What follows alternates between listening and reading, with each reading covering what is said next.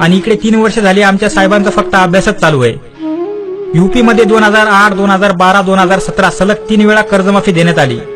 3 वेळा कर्जमाफी देऊनही यूपी सरकारवर फक्त 2 लाख कोटींचं कर्ज आहे, परंतु महाराष्ट्र सरकारवर 3,56,000 कोटींचं कर्ज आहे। महाराष्ट्र सरकारने तर एकदाच कर्जमाफी दिली होती, ती पण अवघी 7,000 कोटी। तरीही महाराष्ट्र सरकारवर 3,56,000 कोटींचे कर्ज आहे। सरकारवर कर्ज आहे याचा अर्थ महाराष्ट्रातील प्रत्येक नागरिकावर कर्ज आहे।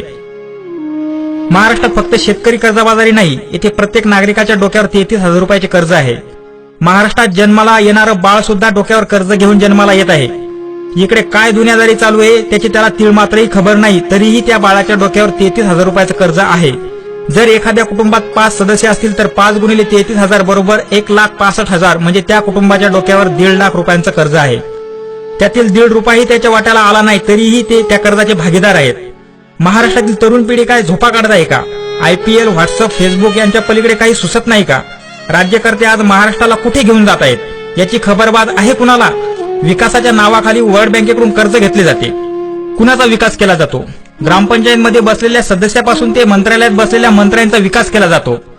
स्वातंत्र्य मिळून 70 वर्ष झाले तरी चांगले रस्ते, मुबलक पाणी, 24 तास वीज हे 3च मुद्दे घेऊन तुम्ही निवडणुका लढवता आणि कामे करायची वेळ आली की गांजर देऊन बाजूला होता।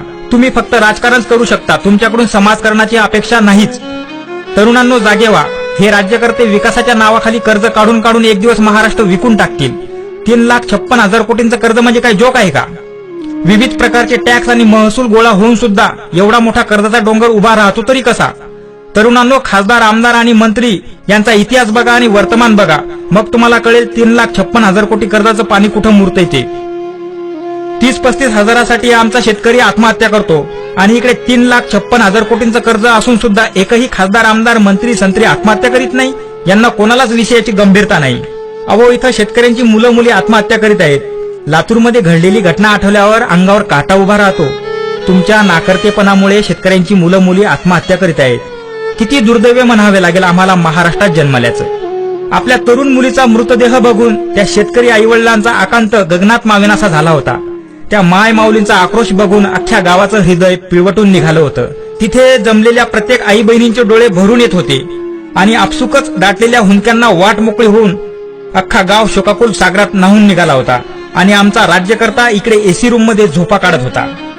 शेतकऱ्यांना तुम्ही पॅकेजवर पॅकेज जाहीर करता, काय फायदा तुमच्या त्या पॅकेजचा? आकाशातून गारा पडतात तेव्हा त्या भल्या मोठ्या आकाराच्या असतात, परंतु जमिनीचा पृष्ठभाग गाठेपर्यंत त्या गारांना हवा लागून लागून त्या शेंगदाण्याच्या आकारात जमिनीवर पडतात। तसंच तुमच्या पॅकेजचं आहे। घोषणा तर हजारो कोटी रुपयांच्या होतात, परंतु त्याचा शेतकऱ्यांना काहीच फायदा होत नाही। त्या पॅकेजला भ्रष्टाचाराची हवा लागून लागून शेतकऱ्यांच्या हाती अवघे 40-50 रुपयांचे चेक्स पडतात। आता तर तुम्ही अशी घोषणा केली की आम्ही शेतकऱ्यांना खते, बियाणे, कीटकनाशके, मजुरी मोफत पुरवणार आहोत। म्हणजे तुम्ही शेतकऱ्यांना पुन्हा रांगेत उभे करणार? नोटबंदीच्या रांगा लावून हौस भागली नाही का? एवढा खटाटोप केल्यापेक्षा शेतकऱ्यांच्या अकाउंटला रक्कम डायरेक्ट ट्रान्सफर करा ना। तुम्हाला साधं तूर खरेदीचं नियोजन करता आलं नाही। शेतकरी तिकडे बाजार समित्यामध्ये 15-15 दिवस मुक्कामाला आहे। तुम्ही आम्हाला पोकळ आश्वासन देता, कर्जमाफी नाही तर कर्जमुक्ती करू म्हणता। अध्यक्ष महोदय, तुमच्या कथनी आणि करणीमध्ये जमीन आसमानचा फरक आहे। तुमची कथनी करणीमध्ये समाविष्ट होईपर्यंत किती शेतकरी सरणी चढतील, किती आया बहिणींचं कुंकू पुसलं जाईल, किती निरपराध मुलं मुली पोरके होतील याची थोडी तरी जाणीव आहे का तुम्हाला? काय तर बोलाचाच भात आणि बोलाचीच कढी। राज्यभरात रोज उभारली जाते आत्महत्येची गोडी। राज्यकर्त्यांनो, लाज वाटू द्या थोडी, उगाच थापा मारून बांधू नका माडी। अरबी समुद्रात 10,000 कोटी खर्च करून छत्रपती शिवाजीराजेंचा पुतळा बांधायचा म्हणता तुम्ही। नाकापेक्षा मोती का जड करताय तुम्ही? विरोध पुतळ्याला नाही, विरोध आहे तुमच्या शेतकरी विरोधी धोरणांना। इकडे जिवंत शेतकरी मरणासन्न होऊन पुतळे होऊन पडले आहेत आणि तुम्ही तिकडे छत्रपती राजेंचा पुतळा बांधायला निघालात। आज आमचे छत्रपती राजे असते तर आमच्यावर अशी वेळ कधीच आली नसती। छत्रपती राजेंच्या काळात कधीच कुणी आत्महत्या केली नाही। आज आमचे छत्रपती राजे असते तर तुमच्यासारखे भ्रष्टपती नेते चराचरा कापून टाकले असते। राज्यकर्ते कसे असावे, राजकारण कसे असावे हे राजेंच्या शिवचरित्रातून शिकून घ्या। शिवचरित्र तुम्हाला काय ढेकळ कळणार आहे का? येथे घटनेनेच अंगठे बहादरांना राज्य करण्याची मुभा दिली आहे। येथे आम्हाला साधा चपराशी व्हायला 12वीच्या 8 आहे, पण राज्यकर्त्यांना खुली सूट आहे। यामध्ये काहीच बदल व्हायला नको। आमच्या छत्रपती राजांनी 400 वर्षापूर्वी बांधलेले गड किल्ले आजही पाय घट्ट करून उभे आहेत आणि तुम्ही काल बांधलेले रस्ते पुराच्या पाण्यात वाहून जातात। हाच आहे का तुमचा पारदर्शकपणा? आमच्या राजांचा काळ कधी परत येईल देवच जाणो। आमचा शेतकरी वर्ग खूप भाबडा आहे।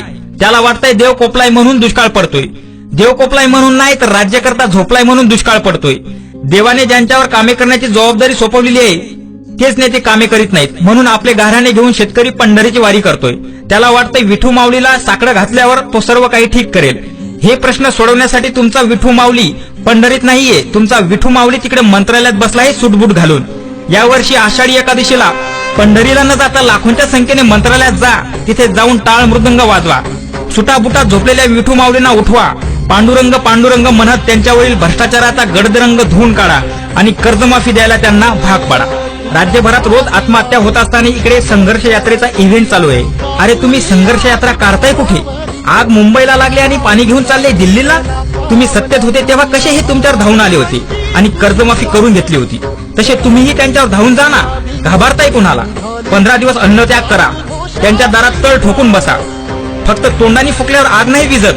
तिकडे तो एकटा विदर्भ वीर आसूड यात्रा घेऊन पीएम साहेबांच्या होमग्राऊंडवर चालून गेला होता. त्या वाघाला गुजरात पोलिसांनी मध्येच अडून माघार घ्यायला लावली, नाहीतर पीएम साहेबांना चांगलं धारेवर धरण्यात आलं असतं. अधिवेशनीय काळात सत्तेतील वाघांनी चांगली डरकाळी फोडली. वाघाची डरकाळी बघून इतर पक्षांनाही चांगला जोर आला होता. कर्जमाफीबद्दल शेतकऱ्यांच्या आशा चांगल्याच पल्लवित झाल्या होत्या, पण 2-4 दिवसातच वाघाचं कधी मांजर झालं कळलंच नाही. वाघाची डरकाळी काय फक्त सिजनेबल डरकाळी आहे का?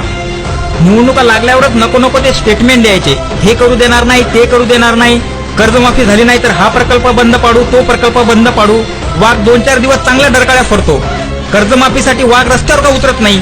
कर्जमाफीची मागणी एकसारखी का लावून धरत नाही? याच्यावरून हे सिद्ध होते की यांना शेतकऱ्यांशी काही देणं घेणं नाही. यांना फक्त यांची राजकीय पोळी भाजून घ्यायची आहे. सीएम साहेब म्हणतात आम्ही 25 लाख शेतकऱ्यांशी संवाद यात्रा करू. सीएम साहेब, आत्महत्याग्रस्त कुटुंबातील मुला मुलींसोबत संवाद यात्रा करा. तुमच्याशी काय संवाद होईल ते कळेलच तुम्हाला. 2.5 वर्ष तुम्ही शेतकऱ्यांचा अभ्यास केला, आता पुढील 2.5 वर्ष शेतकऱ्यांशी संवाद करा आणि शेतकऱ्यांना म्हणावा आहात तसेच मरा. सीएम साहेब, तुम्ही फक्त अभ्यास आणि संवादच करत राहा. खरं काम तर तिकडे आमिर खान पाणी फाउंडेशन मार्फत करत आहे. आमिर खान सपत्नीक 45 डिग्री तापमानात गावोगावी फिरून श्रमदान करणाऱ्या लोकांचा उत्साह वाढवत आहे आणि इकडे तुम्ही एसी रूम मध्ये बसून गारगार वारा घेताय. आमिर खान यांनी असुरक्षतेविषयी एक स्टेटमेंट काय दिलं होतं, अख्ख्या देशात त्यांच्या विरोधात रान पेटून उठलं होतं. आता तोच आमिर खान एवढा स्तुत्य उपक्रम गाजवत आहे, त्याविषयी कोणीही जजमेंट द्यायला तयार नाही. मुळात चांगलं बघायची दृष्टीच आपल्याकडे नाही. आमिर खान यांचं तुफान आला या ह्या कार्यक्रमाला युट्यूबवर अवघे 5000 व्ह्यूज येतात आणि तिकडे सनी लिओनच्या लैला लैला ॲटम सॉंगला 10 करोडपेक्षा जास्त व्ह्यूज येतात. तो एकटा आमिर खान एवढा मोठा सेटअप लावू शकतो. तुमच्याकडे तर सेटअप ऑलरेडी तयार आहे, पण तुम्ही त्या सेटअपला झोपेतून गेटअप करायलाच तयार नाही.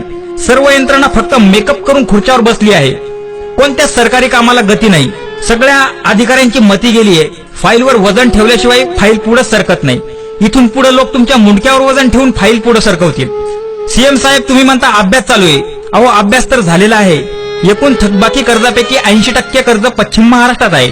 उरलेलं 20% कर्ज विदर्भ, खानदेश, मराठवाड्यात आहे. आत्महत्याग्रस्त विभाग म्हणून विदर्भ, मराठवाडा आणि खानदेश मधील शेतकऱ्यांचे 7-8 हजार कोटींचे कर्ज माफ करा. पश्चिम महाराष्ट्रातल्या कर्जाच्या दबावापायी विदर्भ, मराठवाड्यातील शेतकरी नामशेष करू नका. पश्चिम महाराष्ट्रातील शेतकऱ्याकडे अजून थोडा धीर बाकी आहे, परंतु मराठवाडा, विदर्भातील शेतकऱ्यांचा धीर आणि संयम तुटून गेला आहे.